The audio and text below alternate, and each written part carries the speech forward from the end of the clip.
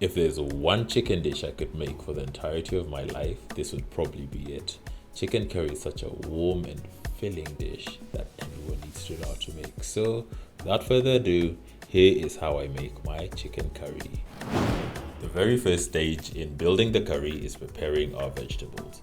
Starting with our onion, we cut it into half and dice one half like this. Since we'll be blending the other half, we'll just cut that into quarters like this. Set those aside, and next is our garlic. Crush it with the heel of your knife and chop off the root ends.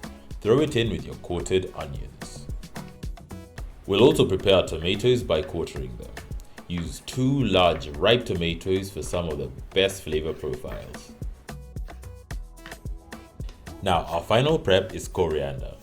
Unfortunately, a lot of people throw away the stems, but I like using them myself. You'll use the leaves as garnish, but the stems go in the curry much earlier. Now, we're going to toss in our tomato, garlic and ginger into a blender, making sure not to make a mess like I did here. And then I'm going to add in some ginger as well, and we blend.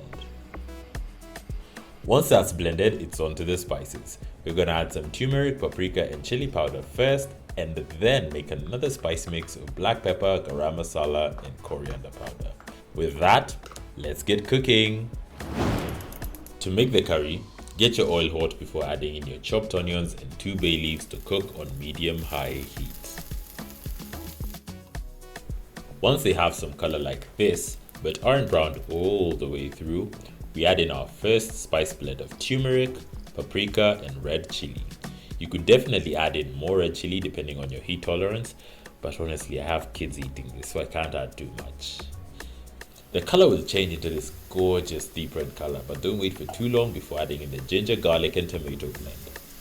Stir until the blend also gets some color, and remember to add water to your blender cup to get all of that amazing flavor. To add body to the curry, I also added some tomato paste. Very optional, but makes quite the difference. I mean guys, look at that color!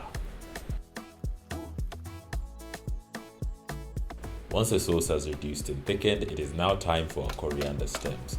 Coriander stem is a bit tougher than coriander leaves, so that's why we cook them in instead of adding them as garnish alongside the leaves. Once those are mixed in, it is time for the star of the show. So this is an entire chicken, all the parts, drumsticks, thighs, legs, wings, everything. And we're just gonna add that in and mix that in with that gorgeous sauce. Now this part is very important. You have to mix it in all the way through until every piece is fully coated. Here's how it looks from another angle, and I swear it looks as good as it tastes. So we're gonna go in with our second round of seasoning. This is a coriander, garam masala and black pepper. We're also gonna season with salt at this stage and then mix all that in and just make sure the new spices are incorporated. You might need a bit of extra water, especially if your sauce had really dried up on the chicken. So feel free to add some water, very little though, just a bit of water to make sure that the new spices spread all over your curry. Now, once you're sure that the spices are well distributed, it is time to cover and play the waiting game. 25 minutes on low heat. Hey Siri, set a timer for 25 minutes. 25 minutes, counting down. Definitely feel free to check up on your curry every 10 or 15 minutes. This was after 15 minutes. You can see our curry has thickened to this beautiful consistency.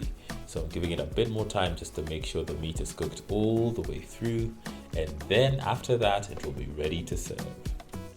And once 25 minutes is done, it is our time to garnish with our coriander leaves, and this is ready to serve.